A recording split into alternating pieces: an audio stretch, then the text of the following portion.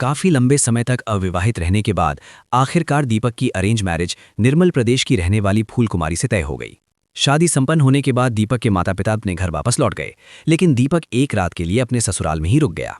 असल वजह यह थी कि फूल की नानी की एक पुरानी इच्छा थी कि शादी के बाद फूल एक दिन अपने मायके में ठहरे और कुल देवी को भोग अर्पित करे। अगली सुबह होते ही फूल की मां ने उसका चेहरा घूंघट से ढक दिया और दीपक के साथ उसकी विदाई कर दी। उस दिन दीपक की खुशी का कोई ठिकाना नहीं था। बार बार उसके चेहरे पर एक अलग ही चमक और मुस्कान उभर रही थी। थोड़ी ही देर में दीपक फूल को लेकर बस अड्डे पहुंच गया। वहां पहुंचते ही उसने सबसे पहले रेलवे स्टेशन जाने वाली बस पकड़ी और बस की छत पर जाकर बैठ गया। सफर के दौरान दीपक ने फूल के सारे गहने उतरवा लिए और उन्हें अपने पास संभाल कर रख लिया, ताकि भीड़ भाड़ में कहीं गहने खो ना जाएं। कुछ समय बाद दोनों एक अनजान से रेलवे हॉल्ट पर उतर गए, जहां से उन्होंने बेलपुकुर प्रेस जाने वाली ट्रेन पकड़ी। ट्रेन के जनरल डिब्बे में उनके अलावा 2 और नवविवाहित जोड़े अपने अपने परिवारों के साथ यात्रा कर रहे थे। सभी दुल्हनों ने अपने चेहरे घूंघट से ढक रखे थे। दूल्हों के माता पिता दहेज में मिले पैसों का हिसाब किताब कर रहे थे। वहीं एक दूल्हा प्रदीप, जिसकी ये दूसरी शादी थी, दहेज में मिली मोटरसाइकिल को मॉडिफाई कराने की बातें कर रहा था।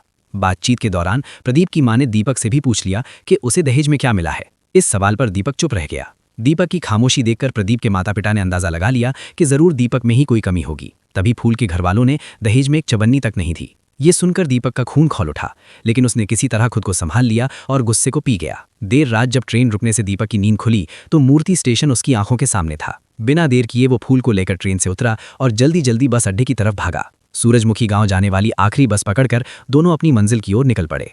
उधर सूरजमुखी बस अड्डे पर दीपक के दोस्त बैंड बाजे के साथ उसका इंतजार कर रहे थे। दीपक के पहुंचते ही ढोल नगाड़ों की आवाज गूंज उठी और बैंड के साथ दीपक अपनी नई दुल्हन फूल को लेकर घर पहुंच गया। घर पहुंचते ही दीपक की मां ने अपनी बहू की आरती उतारनी शुरू की, लेकिन जैसे ही दुल्हन ने घूंघट उठाया, वहां मौजूद सभी लोग हैरान रह गए। घूंघट के नीचे फूल नहीं बल्कि कोई और लड़की थी। पूछने पर उस दुल्हन ने अपना नाम पुष्पा बताया। ये सुनते ही दीपक सिर पकड़कर बैठ गया। उसे समझ ही नहीं आ रहा था कि ऐसा कैसे हो सकता है, जबकि वो खुद फूल को विदा कराकर लाया था। तभी पुष्पा ने बताया कि ट्रेन में काफी भीड़ थी और तीनों नवविवाहित जोड़े एक ही सीट के आसपास सफर कर रहे थे। सभी दुल्हनों के चेहरे घूंघट से ढके हुए थे। ऐसे में आधी रात को उतरते समय ये पहचान पाना कि कौन किसकी दुल्हन है लगभग नामुमकिन था। इस पर दीपक की मां ने कहा कि मान लिया दीपक से गलती हो गई, लेकिन तुम्हें तो पता था कि दीपक तुम्हारा पति नहीं है, फिर तुम उसके साथ कैसे उतर गईं? इस पर पुष्पा ने बताया कि वो उस समय गहरी नींद में थी। जब दीपक ने उसे जगाया तो उसकी नज़र उसके जूतों पर पड़ी। वही जूते उसके पति पंकज ने भी पहन रखे थे, इसलिए उसने दीपक को ही पंकज समझ लिया और उसके साथ ट्रेन से उतर गई। दीपक के पिता ने जब पुष्पा से उसके ससुराल के बारे में पूछा तो उसे अपने ससुराल की कोई जानकारी नहीं थी। हालांकि उसे अपने मायके का फोन नंबर याद था। दीपक को लगा कि फूल अब भी उसी ट्रेन में होगी, इसलिए वो तुरंत अपने दोस्त के साथ मूर्ति स्टेशन की तरफ भागा, लेकिन वहां पहुंचकर भी उसे सिर्फ मायूसी ही हाथ लगी। उधर फूल पतीला रेलवे स्टेशन पर उतर चुकी थी। ट्रेन से उतरते ही उसने चारों तरफ दीपक को ढूंढना शुरू किया, लेकिन वो कहीं नजर नहीं आया। आधी रात के सुनसान स्टेशन पर अकेली खड़ी फूल डर से कांप रही थी। वहीं दूसरी ओर प्रदीप की पत्नी जया भी कहीं रास्ते में खो चुकी थी। लेकिन प्रदीप ने जया को ढूंढने से बेहतर पौवा मारकर अपनी एक्स गर्लफ्रेंड डॉली के साथ सुहागरात मनाना ठीक समझा और उसी वक्त अपने दोस्तों को साथ लिए वो डॉली से मिलने निकल पड़ा। इधर पुष्पा पूनम भाभी के कमरे में सो रही थी। देर रात जब सभी नींद की आगोश में समाये हुए थे, तब पुष्पा चुपके से उठी और सबसे पहले उसने अपने फोन में लगे सिम कार्ड को आग के हवाले कर दिया। अगली सुबह फूल की मुलाकात छोटू और उसके दोस्त अब्दुल से हुई। छोटू मंजू माई की चाय की दुकान पर काम करता था, तो वहीं अब्दुल रेलवे स्टेशन पर भीख मांगने का। छोटू फूल को स्टेशन मास्टर के पास ले गया। हालांकि स्टेशन मास्टर भी फूल की कुछ खास मदद नहीं कर पाए, क्योंकि फूल को ना तो अपने ससुराल का पता मालूम था और ना ही उस रेलवे स्टेशन का जहां से वो ट्रेन में चढ़ी थी। उसे बस अपने मायके गंगापुर के बारे में पता था, पर वो अपने मायके नहीं जाना चाहती थी, क्योंकि अगर वो दीपक के बिना अपने मायके जाती तो उसके परिवार वालों की बहुत बदनामी होती। सब कहते कि फूल में ही कोई दोष होगा, इसीलिए पति रेलवे स्टेशन पर छोड़कर भाग गया। स्टेशन मास्टर ने फूल से थाने में रिपोर्ट लिखवाने के लिए कहा, पर फूल ने मना कर दिया। उसने रेलवे स्टेशन पर ही रुककर अपने पति के वापस लौटने का इंतजार करना सही समझा। उसे यकीन था कि आज नहीं तो कल दीपक उसे ढूंढता हुआ उसे वापस लेने जरूर आएगा। इधर जब दीपक अपने दोस्तों के साथ सूरजमुखी थाने में रिपोर्ट दर्ज कराने पहुंचा, तो दरोगा श्याम मनोहर ने उसी वक्त दीपक के सामने 1000 रुपये की डिमांड कर दी। दीपक ने किसी तरह अपनी जेब टटोलकर 1000 रुपये निकाले और दरोगा जी के हाथ में थमाते हुए फूल की एकमात्र फोटो उन्हें दिखाई। फोटो देखकर दरोगा जी अंदर ही अंदर मुस्कुरा उठे, क्योंकि फोटो में फूल ने अपना चेहरा घूंघट से ढक रखा था। खैर, दरोगा जी ने दीपक की रिपोर्ट दर्ज तो कर ली, पर अगले दिन पुष्पा को भी अपने साथ थाने लेकर आने के लिए कहा।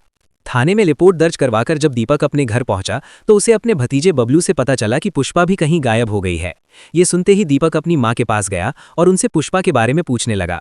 उसकी मां ने बताया कि पुष्पा तो मंदिर में जल चढ़ने गई थी पर अभी तक नहीं लौटी। यहां तक कि दीपक के पिता खुद गांव के 4 चक्कर लगाकर आ चुके थे पर उन्हें भी पुष्पा कहीं नहीं दिखी। दीपक को अब समझ में नहीं आ रहा था कि आखिरकार वो करे तो करे क्या। तभी पुष्पा मंदिर से वापस लौट आई। दीपक की मां ने जब पुष्पा से पूछा कि आखिरकार वो इतनी देर से कहाँ थी तो पुष्पा ने कहा, मैं तो बताकर ही गई थी कि मंदिर जा रही हूं। तभी दीपक के पिता ने पुष्पा से कहा, मैं तो खुद तुम्हें ढूंढता हुआ मंदिर गया था, वहां तो तुम नहीं दिखी। इस पर पुष्पा ने कहा कि उसने अपना चेहरा घूंघट से ढका हुआ था, शायद इसी वजह से उन्हें वो दिखाई नहीं दी होगी। घूंघट का नाम सुनते ही दीपक और उसके परिवार वाले चिढ़ गए। आखिर ये सारा तमाशा उस घूंघट की वजह से ही तो शुरू हुआ था। उधर प्रदीप भी अपनी बीवी जया को ढूंढते हुए उसकी रिपोर्ट लिखवाने पतीला पुलिस स्टेशन पहुंचा। प्रदीप के रिपोर्ट लिखे पाते ही त्रिभुवन जी ने आसपास के सभी थानों में जया की गुमशुदगी की रिपोर्ट फैक्स करवा दी। एक फैक्स दरोगा श्याम मनोहर के थाने भी पहुंच गई। दरोगा जी ने जब जया और फूल की रिपोर्ट को मिलाकर देखा तो पता चला कि दोनों बैलपत कटिया एक्सप्रेस से उसी दिन सफर कर रही थी जिस दिन वो दोनों खोई थी। इधर फूल अभी भी पतीला स्टेशन पर दीपक की राह देख रही थी। वहीं चाय दुकान चला रही मंजू माई के पास फूल ने अपना खुर्चा रख दिया जिसे उसकी मां ने उसे विदा करते वक्त दिया था। मंजू माई ने फूल को भी अपने साथ काम पर लगा लिया ताकि बेचारी फूल दिन भर अपने पति के बारे में सोचना छोड़कर कुछ काम वाम भी कर ले, जिससे उसका मन भी लगा रहेगा। अगले दिन जब दीपक पुष्पा को साथ लिए पुलिस स्टेशन पहुंचा तो दरोगा जी ने सबसे पहले पुष्पा को अपना घूंघट हटाने के लिए कहा। कुल 1 घंटे तक चली पूछताछ के बाद भी दरोगा जी को पुष्पा के बारे में कुछ खास पता नहीं चल पाया। हालांकि एक बात उन्हें समझ में नहीं आ रही थी कि पुष्पा ने अपने हाथ पर श्रेया क्यों गुदवाया हुआ था। पूछने पर पुष्पा ने बताया कि श्रेया उसके बचपन का नाम है और उसकी दादी ने उसके हाथों पर गुदवाया था। दरोगा जी ने पुष्पा से एक आखिरी सवाल पूछा कि आज 3 दिन हो गए हैं पर पुष्पा के पति यानी कि पंकज ने उसे ढूंढने की आखिर कोशिश क्यों नहीं की। इस पर पुष्पा ने कहा कि उसे क्या पता कि प्रदीप ने उसे ढूंढने की कोशिश क्यों नहीं की। अब यहां दरोगा जी को पुष्पा पर शक हो गया था। उन्हें लग रहा था कि जरूर पुष्पा ही जया है।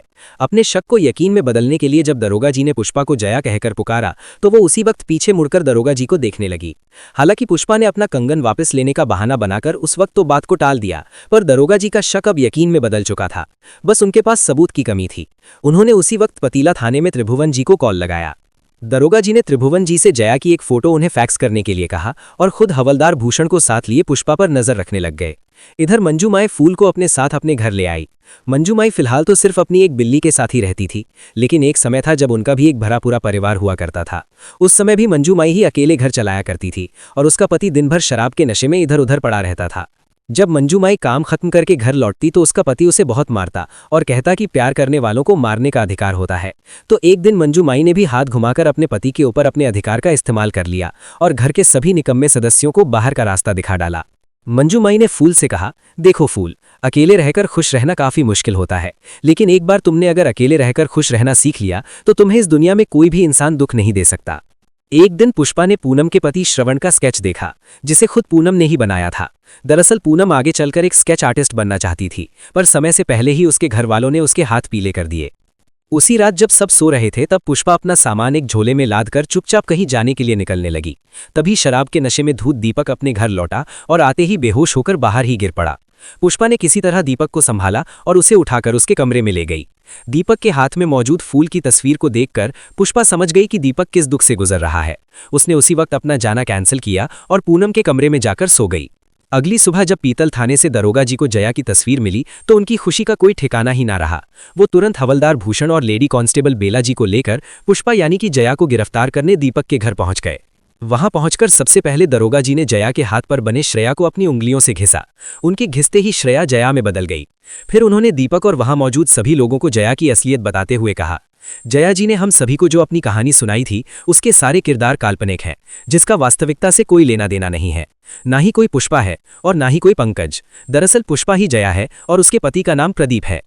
जया अपने पति के साथ नहीं रहना चाहती थी, इसलिए जब उसे तुम्हारे साथ भागने का मौका मिला तो वो तुम्हारे साथ भाग आई और पुलिस से बचने के लिए तुम्हारे घर में पुष्पा बनकर रहने लगी। ने आगे बताते हुए कहा कि जया ने शादी के गहनों में से एक कंगन को बेचकर 2.5 लाख रुपए जमा किए थे। अब इससे पहले कि जया अपनी सफाई में कुछ कह पाती, पुलिस वाले उसे गिरफ्तार करके थाने ले गए। थाने पहुंचते ही दरोगा जी ने पीतल थाने को खबर कर दी कि जया मिल चुकी है। इधर दीपक के दोस्त गुंजन को जब पता चला कि जया को पुलिस गिरफ्तार करके ले गई है तो वो भागता हुआ दीपक के पास पहुंचा। उसने दीपक को बताया कि उसे पहले से ही ये बात पता थी कि पुष्पा ही जया है, मगर जया के कहने पर उसने ये बात सबसे छुपाई। दरअसल जया तो उसी रात देहरादून जाने वाली थी जिस रात दीपक शराब पीकर घर लौटा था। हालांकि दीपक को फूल के परेशान होता देख जया ने उसे ढूंढने का फैसला किया। उसने पूनम से फूल की एक स्केच बनवाई क्योंकि पूनम भी दीपक की शादी में गई थी और उसे फूल का चेहरा अच्छी तरह से याद भी था। पूनम से फूल की एक अच्छी सी स्केच बनवाकर जया ने बाजार से उसकी एक पोस्टर बनवाई और उसे गुंजन को दिया, जिसकी खुद की एक प्रिंटिंग एजेंसी थी। गुंजन ने उस पोस्टर के कई सारे कॉपी पूरे गांव में चिपका दिए और आसपास के गांव में भी भिजवा दिया। उधर मंजू माई के हाथ भी वो पोस्टर लग चुका था। वो तुरंत उस पोस्टर को लिए स्टेशन मास्टर के पास गईं। स्टेशन मास्टर ने पोस्टर में दिए नंबर को जब डायल किया तो सामने से किसी ने भी फ़ोन रिसीव नहीं किया। तभी उन्होंने देखा कि अमरेली कटिया एक्सप्रेस प्लेटफॉर्म पर लगी हुई थी, जो कुछ ही देर में मूर्ति स्टेशन के लिए रवाना होगी। मंजू माई के साथ सलाह मशवरा करने के बाद उन्होंने उसी ट्रेन से फूल को मूर्ति स्टेशन भेजने का फैसला किया। अपनी बेटी समान फूल को विदा करते वक्त मंजू माई की आंखें अब आंसुओं से नम हो चुकी थी। स्टेशन मास्टर ने फूल को याद दिलाते हुए कहा कि ट्रेन ठीक 9 स्टेशन बाद मूर्ति स्टेशन पहुंच जाएगी। फूल ने अपने दूसरे माई के समान पीतल स्टेशन पर खड़े स्टेशन मास्टर मंजू माई, छोटू और अब्दुल से अलविदा कहा और अपने ससुराल यानी कि मूर्ति रेलवे स्टेशन की ओर निकल पड़ी। उधर दीपक भी जया को छुड़ाने थाने पहुंच चुका था। जब दरोगा जी को जया की असलियत के बारे में पता चला तो उन्होंने उसी वक्त जया को जेल से रिहा कर दिया। फिर उन्होंने जया से पूछा कि आखिरकार वो अपने पति के साथ क्यों नहीं रहना चाहती है। इस पर जया ने बताया कि आज से कुछ हफ्ते पहले ही उसके इंटर के रिजल्ट्स निकले थे जिसमें वो अव्वल आई थी। आगे चलकर जब उसने जैविक कृषि के बारे में पढ़ाई करने की इच्छा अपनी मां के सामने जाहिर की तो उसकी मां ने उसी वक्त मना कर दिया और उसकी शादी प्रदीप के साथ तय कर दी। शादी के वक्त उसे किसी रिश्तेदार से ये बात पता चली थी कि प्रदीप की ये दूसरी शादी है। पहली वाली बच्चा ना होने के कारण जलकर मर गई थी। अब वो खुद जलकर मर गई या जलाई गई ये तो भगवान ही जाने। शादी में दहेज के दौरान जब 10 लाख रुपए कम पड़ गए थे तब प्रदीप ने वहीं सबके सामने जया की मां को गालियां बकने शुरू कर दी थीं। उसी वक्त जया को यह एहसास हो गया था कि प्रदीप किस किस्म का लड़का है। अब क्योंकि जया की मां ने उसे अपनी कसम दे रखी थी, इसलिए जया ने अपना मुंह बंद रखा और ऑर्गेनिक फार्मिंग की पढ़ाई करने की अपनी इच्छा को भूलकर प्रदीप के साथ अपने ससुराल की ओर निकल पड़ी। हालांकि किस्मत को शायद कुछ और ही मंजूर था, इसलिए जब उसे दीपक के साथ ट्रेन से उतरने का मौका मिला तो उसने बिना एक पल गवाए हाथ लगे मौके का फायदा उठा लिया और दीपक के साथ उसके घर पर आकर रहने लगी। उसने अपना सिम भी इसलिए जला दिया था ताकि कोई उसे ट्रेस न कर पाए। बाद में जया ने दीपक के राशन कार्ड से एक नया सिम निकलवा लिया था और हर रोज गांव के मंदिर में जाकर अपनी बहन से बात किया करती थी। उसने अपने गहने ऑर्गेनिक फार्मिंग के कोर्स की फीस भरने के लिए ही बेचे थे। उसी रोज उसने देहरादून जाने के लिए बस की टिकट भी खरीद ली थी। लेकिन जब उसने दीपक को फूल के लिए परेशान होते देखा तो उसे भी दीपक के लिए बुरा लगा और वो वहीं रुककर गुंजन के साथ मिलकर फूल को ढूंढने की कोशिश करने लगी। हालांकि उसी दौरान दरोगा जी को उसके बारे में पता चल गया और उन्होंने जया को चोरी के गहने बेचने के जुर्म में गिरफ्तार कर लिया, जबकि सारे गहने जया के ही थे जो कि जया की मां ने अपने खेत को बेचकर उसे दहेज में दिए थे। जया ने दरोगा जी से अपना फ़ोन मांगा। दरअसल उसने पोस्टर में अपना ही नंबर दिया था। फ़ोन चेक करने पर दरोगा जी को स्टेशन मास्टर के 12 मिस कॉल मिले। वापस डायल करने पर स्टेशन मास्टर ने बताया कि फूल अमरेली कटिया एक्सप्रेस में सवार होकर मूर्ति रेलवे स्टेशन के लिए निकल गई है। दारोगा जी ने जैसे ही ये खबर दीपक को बताई वैसे ही दीपक अपनी साइकिल पर सवार होकर मूर्ति रेलवे स्टेशन की ओर निकल पड़ा। इधर दरोगा जी ने जया को थाने में ही रोक लिया क्योंकि प्रदीप उसे लेने आने वाला था। कुछ ही देर में प्रदीप भी वहां आ गया और आते ही जया के गाल पर एक थप्पड़ जड़ दिया और उसे अपने साथ लेकर वहां से जाने लगा। तभी दरोगा जी ने प्रदीप को रोकते हुए कहा, प्रदीप बाबू, आपने अपनी बीवी के खो जाने की रिपोर्ट दर्ज करवाई। हमने आपकी बीवी को ढूंढ कर केस क्लोज कर दिया बराबर। अब आपने थाने में आकर अपनी बीवी को पुलिस वालों के सामने ही थप्पड़ मार दिया तो ये तो एक नया केस बन गया ना। मजे की बात तो ये है कि आपकी बीवी यानी कि जया आपके साथ भी जाना नहीं चाहती है। अब इससे पहले कि हम आपके ऊपर घरेलू हिंसा का केस ठोककर आपको अंदर कर दें, चुपचाप यहां से निकल लीजिए और वापस कभी भी मुड़कर जया को ढूंढने की कोशिश मत कीजिएगा, वरना हम आपको ढूंढने लग जाएंगे। प्रदीप ने वहां से निकल लेने में ही अपनी भलाई समझी। उसके जाते ही जया ने दरोगा जी को शुक्रिया कहा और वहां से चली गई। इधर दीपक टूटी हुई साइकिल को स्टेशन के बाहर पटक कर स्टेशन के अंदर दाखिल हुआ, पर तब तक अमरेली कटारिया एक्सप्रेस मूर्ति स्टेशन से चल चुकी थी। तभी भीड़ में से दीपक को एक आवाज सुनाई दी। भीड़ में मुंह फूल को देखकर दीपक की खुशी का कोई ठिकाना न रहा। खुशी के मारे तो उसकी आंखें भी भर आई थी। सेम हाल फूल का भी था। आखिरकार फूल अपने असली ससुराल पहुंच ही गई। उधर दरोगा जी से स्टेशन मास्टर को भी पता चल गया था कि फूल अपने ससुराल पहुंच चुकी है। स्टेशन मास्टर ने जब ये खबर मंजू माई और छोटू को दी तो उनकी खुशी का भी कोई ठिकाना न रहा। खुशी के मारे मंजू माई ने अपने सारे कलाकंद उस दिन मुफ्त में ही बांट दिए। तभी उन्होंने देखा कि फूल अपना खोचा तो उनके पास ही भूल गई थी। फूल के मचे को देखकर मंजू माई की आंखें भर आईं। दूसरी तरफ जया ने भी दीपक और उसके परिवार वालों से विदा लिया और अपनी पढ़ाई पूरी करने के लिए देहरादून की ओर निकल पड़ी।